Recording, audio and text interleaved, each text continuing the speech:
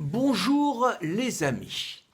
La France entière a vu hier dans l'après-midi et hier soir en boucle les images de la grave blessure de Jérôme Rodriguez, une des figures des Gilets jaunes parisiens, proche d'Éric Drouet, qui risque de perdre un œil suite soit à un tir de flashball, soit à une grenade de désencerclement. Cette blessure grave ne fait que poursuivre une liste déjà beaucoup trop longue. On a vu la jeune Fiorina, 20 ans, ce pompier à Bordeaux, on a vu un militaire à Montpellier et bien d'autres perdre un œil et subir des blessures graves. Nous devons le dire clairement, nous avons vu ces images. Jérôme Rodriguez était très lucide quand il expliquait sa surprise et son indignation alors que la manifestation s'était très bien passée, que les Black Blocs attaquent les policiers à la Bastille et qu'il s'étonnait que ce groupuscule gauchiste ayant annoncé son intention d'agresser les forces de l'ordre, aucune disposition n'ait été prise auparavant. Il était totalement lucide, il a voulu sortir les gilets jaunes de cette souricière et il y a probablement laissé un œil. Au-delà du salut de ce formidable combattant qui était capable de lever le poing sur la civière qui le conduisait à l'hôpital et qui continue à faire un remarquable travail politique, nous devons nous aussi faire un travail politique et essayer d'expliquer comment on a pu en arriver là. La blessure de Jérôme Rodriguez, il y a deux coupables et deux complices. Castaner et ce régime et les gauchistes, essentiellement les Black Blocs.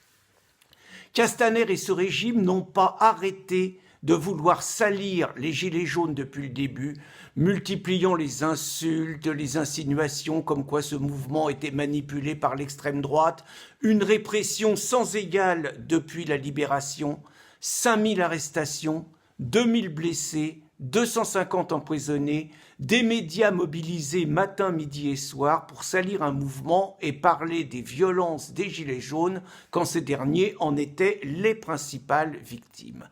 Revenait en boucle la fameuse piste de l'extrême droite alors que toutes les violences, et chacun le sait, et lors de ce conflit et depuis des années, sont le fait de l'extrême gauche et des racailles. Chacun sait que il y a des ratonnades tous les samedis à Paris, lors des manifestations, où vous avez de véritables milices gauchistes qui traquent tout ce qui ressemble à un patriote. L'objectif est d'exclure ce qu'ils appellent l'extrême droite des rangs des Gilets jaunes pour empêcher que la question identitaire, la question de l'immigration, de son prix et de ses conséquences soit abordée et qu'on en reste simplement à la question sociale. Nous voyons d'autre part depuis hier une offensive anti-flic que nous ne pouvons pas accepter, quelles que soient les scandaleuses blessures dont sont victimes les Gilets jaunes.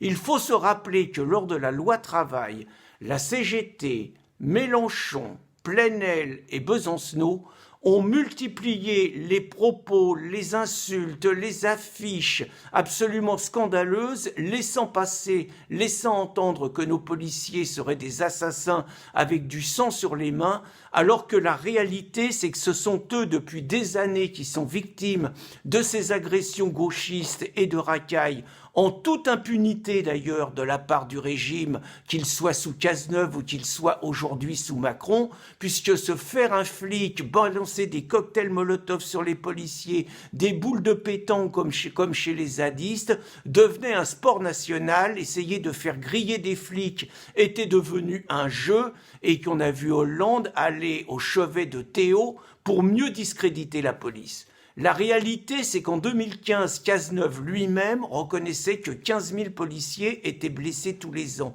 soit 50 par jour. Nous avons 50 suicides par an. 50 suicides par an de policiers. Nous avons des forces politiques comme Besancenot qui demandent carrément à ce qu'on désarme les policiers. Nous avons des Mélenchon, des Plenel et la CGT qui multiplient les demandes que les policiers, déjà principaux agressés en temps normal, n'aient même plus les moyens de se défendre et de sauver leur peau. Cela, ça doit être dit. D'autant plus qu'hier, ces générations identitaires qui a été ciblée par les forces de l'ordre, qui ont fait une opération préventive arrêtant des militants, alors que jamais Génération Identitaire et les forces classées à l'extrême droite ne se sont signalées par du vandalisme, des voitures brûlées ou des agressions de policiers. C'est donc délibérément, je dis bien délibérément, que ce régime protège les gauchistes pour qu'ils discréditent le mouvement des Gilets jaunes et permettent une répression contre ses principaux leaders. Nous assistons d'autre part à une récupération de la part de la gauche qui ne cherche même plus à se cacher. Nous avons vu hier dans de nombreux cortèges des militants CGT rejoindre les Gilets jaunes, drapeau rouge déployé. Qu'ils les rejoignent et manifestent avec eux, c'est à leur honneur. Qu'ils récupèrent ainsi ce mouvement en le montrant visible et que ça en va vers le 5 février où ce sont eux qui prennent la tête d'une prétendue grève générale, montre avec la complicité de ce régime la volonté de torpiller les revendications gilets jaunes et de mettre en avant simplement des revendications sociales.